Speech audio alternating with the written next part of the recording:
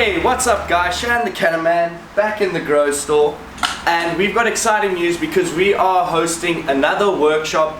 This time we're going to be doing a cloning workshop. That's why I had my trimmers out here with a little bit of a plant that does need a little bit of a default, so why not get some clones in the meantime.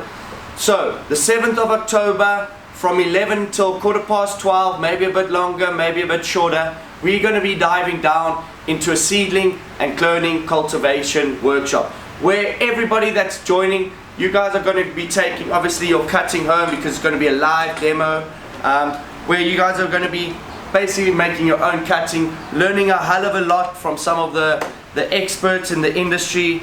Guys, this is going to be a very cool day. We do have limited space, so if you are interested, just shout out us on the DM or just send us a DM.